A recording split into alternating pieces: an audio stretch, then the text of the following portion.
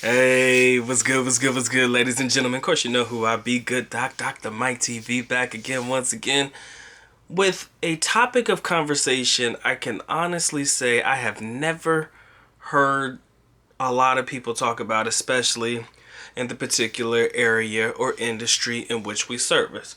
But if this is your first time to the channel, guys, make sure you get the likes up, make sure you subscribe, make sure you notify, make sure you look at everything linked in the description area below to become well versed in the good docs, extracurricular activities outside of the tube. All right, ladies and gentlemen, I wanted to talk to you guys real quick about Filipina late bloomers. Okay?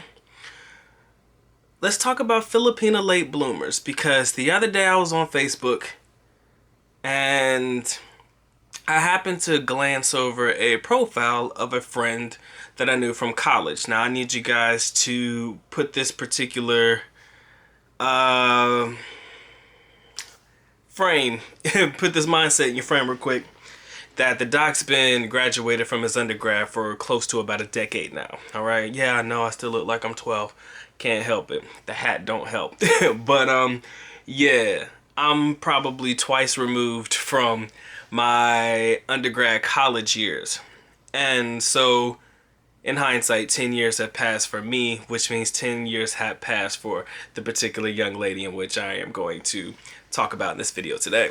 So came across her Facebook profile, and let's just say she looked absolutely nothing like what she looked like when we were actually college classmates. I mean, the makeup was on point. I mean, everything was on point. And, you know, sometimes it takes you back because you're like, damn, is this the person that was my classmate in school once upon a time? Is this the same girl that used to do this? Is this the same girl that used to do that? The same girl that probably very few people paid attention to? Now all of a sudden everybody's paying attention to? And I want you to note that, because what I'm saying here is she bloomed late. Now, I don't know exactly when her bloom or her particular transformation took place, because again, it's not somebody I was close with. It's not somebody that I kept up with on a regular basis. It's just that when you're friends with people in college, at least during the time when I was going, you just grab Facebook friends, or you just get Facebook requests and you would accept them. You know, you'd be like, oh, that's just my classmate or somebody I know from school. You would just accept it, right? So that's why you got like a friends list of 4,000 people. You don't even know 100 of them, right? So that's kind of how it went down. So scrolling through the feed, I'm looking through pictures. I'm like, well, ain't this about a bitch? She has completely done a whole 180. And it brings me to this particular topic of conversation. Can we blame late bloomers for having thought, like behavior? I want y'all to marinate on that for me, and I want you to feel where I'm coming from. Can we really blame late bloomers, Filipina late bloomers in any essence or any right, any country, any form, any type of woman? Can we really blame them for having thoughty-like behavior? Now, what do I mean by that? Okay, I don't want you to take thought-like behavior to the extreme. Sleeping around with a bunch of men, nothing like that. It could be that, but I'm not really trying to take it that extreme. But I'm talking about not necessarily thinking about settling down, not necessarily thinking about committed relationships. Now, again, a lot of people may have this dialogue, and a lot of people will be like, well, Doc, man, we're talking about Filipinas.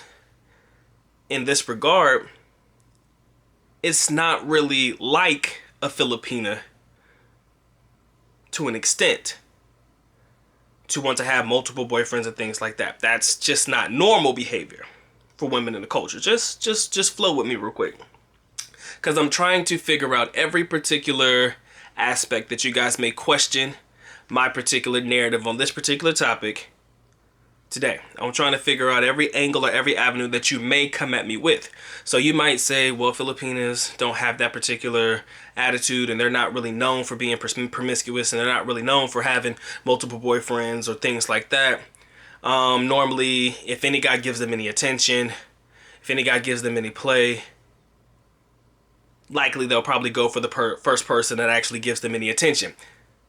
And you would say that because if you think about it, and I'm just going to use this phrase, I'm not saying this is actually true, but if she was the ugly duckling back in the day, anybody that gives her any attention while she fine as hell will likely be the first to get that, because again, she's just not used to the attention. Correct me if I'm wrong. And that goes for any woman. Any woman that has late bloomed or come out of their shell or blossomed or whatever you want to call it, likely the first person to give them any chance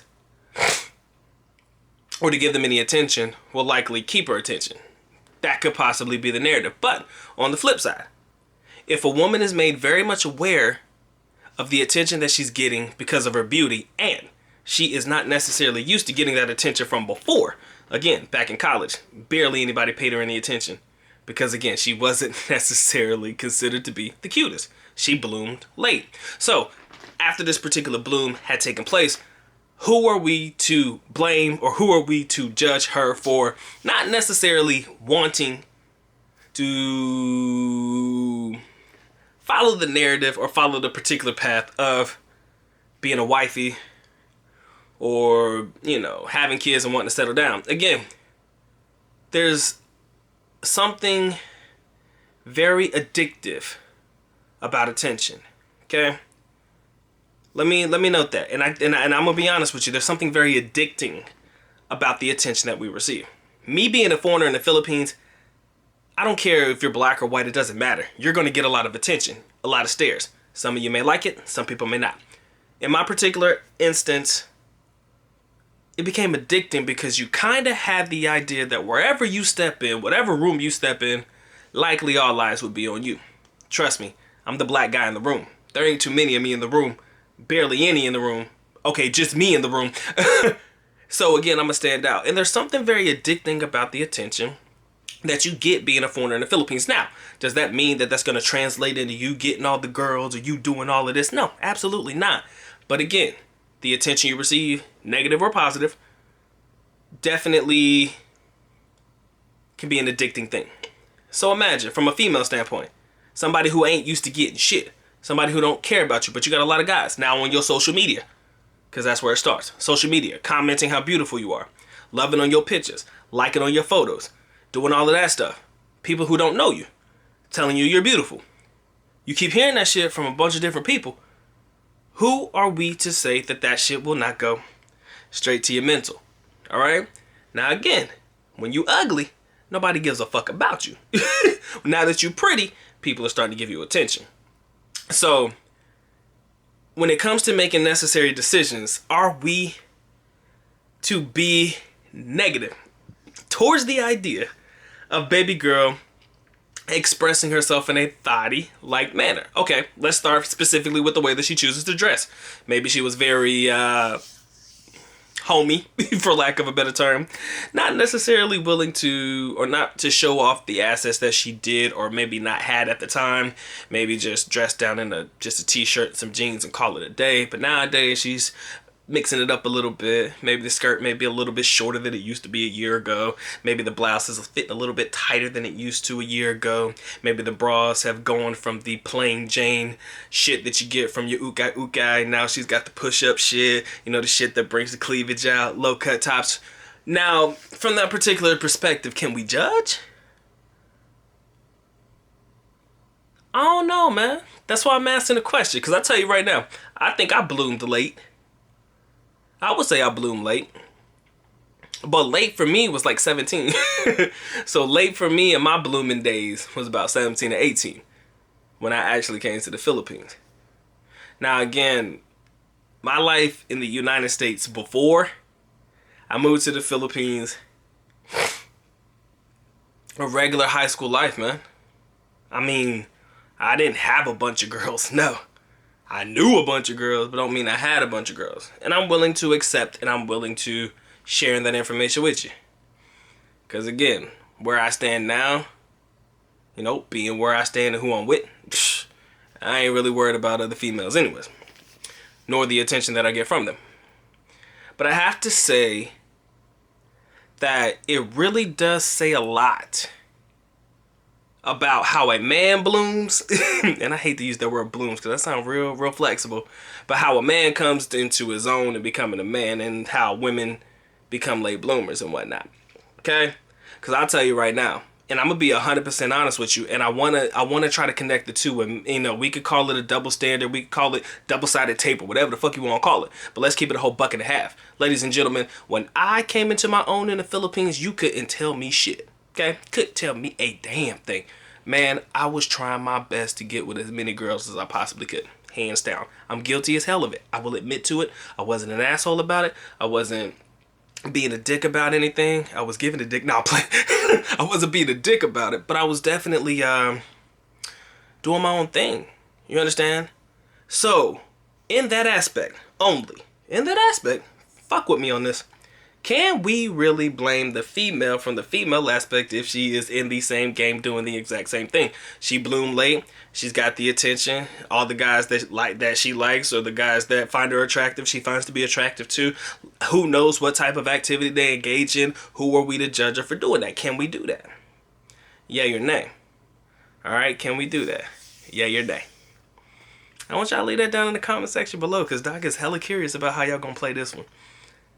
I love the idea of the particular topic of conversation being a late bloomer, because again, I think that I fit the mold in that particular narrative.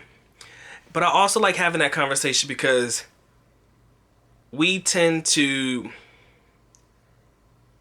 not necessarily take into consideration how a woman became who she was. All right?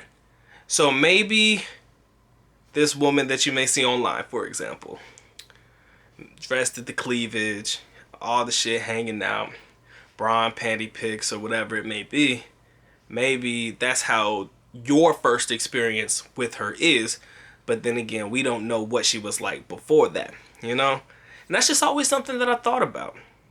How did baby girl get to this particular point in her life? The point in which you are being introduced to her.